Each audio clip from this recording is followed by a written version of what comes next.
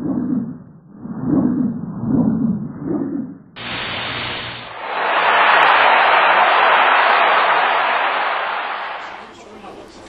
and welcome to the Sporting Index trading floor for a final edition of Views from the Trading Floor before I take a couple of weeks off and then come back for Euro 2008. I have to say we're a bit happy in this trading room today. We traded 687 markets last night on the Champions League final.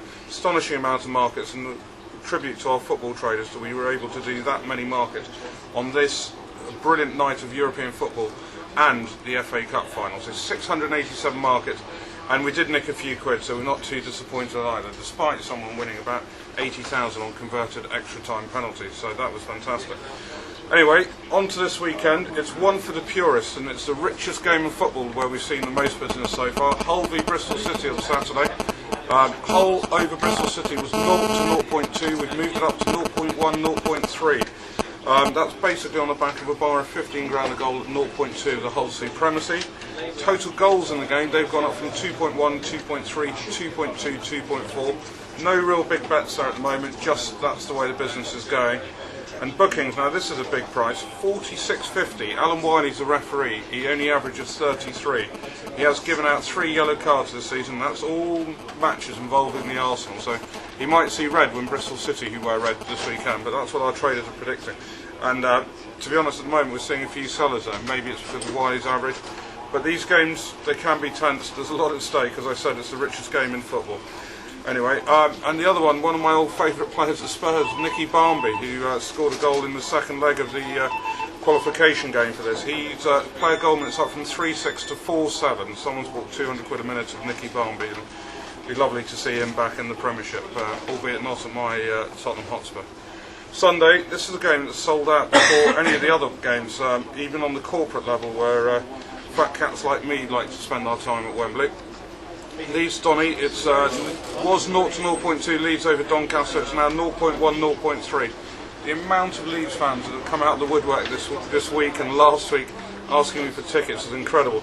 I have to say I am cheering on Leeds purely for the fact that our chief exec and our head football trader are Leeds fans, and if they win they might be in a better mood come bonus time in a couple of weeks' time. So go on Leeds, I wouldn't cheer you on any other day, but it is bonus time of year.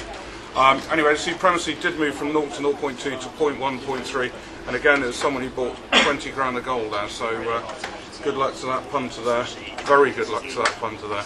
Total goals in the game, 2.2, 2.4, not a lot of action there at the moment, pretty much a two-way trade. And then on Monday we've got Stockport versus Rochdale, the biggest game of them all, that you might say, but there you go. We won 0.1, 0.3 Stockport over, we've had someone who's come in and sold 8 grand a goal at 0.1, and we just thought it's not a game we're anticipating a huge amount of business, so we've moved that down to 0 to 0.2. Big game on Saturday in Rugby Union, the Heineken Cup final. It's not the only big game on Saturday, there's 2 live Super 14 semi-finals before this in the morning. And if you like your rugby, you'll be glued to your TV all day there. Anyway, we've got a couple of prices there for you. We are Munster over Toulouse 0-3 at the moment. Not much business either way, and I can tell you that once we get the team news, that spread will come into a 2-point spread. So it'll either be 0-2, 1-3. We're not sure exactly which way it's going to be, but I anticipate it's probably going to go off 1-3 Munster, because Toulouse look like they've got a few players might be missing. Yet again, Vincent Clair amongst many of the big names they're missing. So that's a bit of a shame. Total points, we have seen business on that game. We were 34-7, we've gone up to 36-39.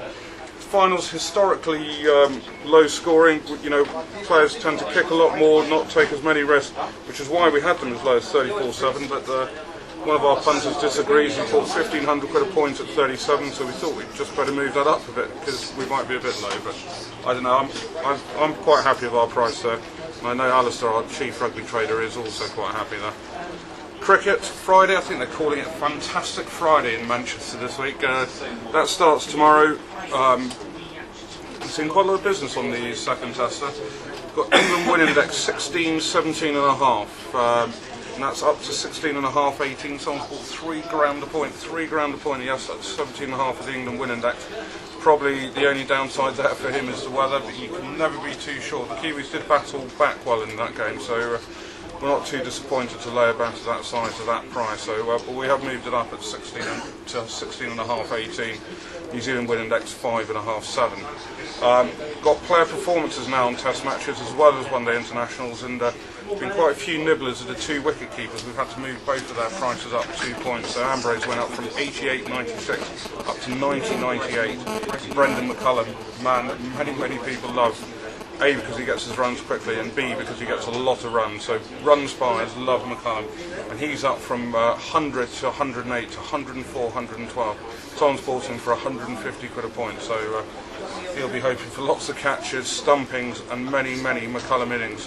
But we'll, at the same time, be hoping Monty does his stuff and takes a whole load of wickets at Old Trafford as he normally does. The other market that's moved in that, the first innings supremacy trade deficit was 70.90, we've moved it up to 75.95. That's on the back of spate of people buying England's first innings supremacy there.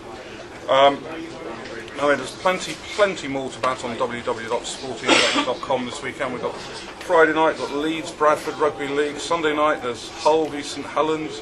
Got 2 Super 14 semi-finals, as I said to you. You've got European Challenge Cup on Sunday between Bath and Leicester. There's Twickenham Sevens, we'll be covering that in running. You've got IPL cricket, you've got Friends Provident cricket, you've got Roland Garros, the French Open, the first major of the season starting. You've got Greyhound Derby semi-finals, you've got Monaco Grand Prix, you've got the PGA, BMW PGA at Wentworth. So there'll be plenty to punt on this weekend. There's no Premiership, there's no normal football weekend, but we'll be providing you a fantastic betting service. So wherever you are, whatever you're punting on this weekend, good luck from all of us at Sporting Index.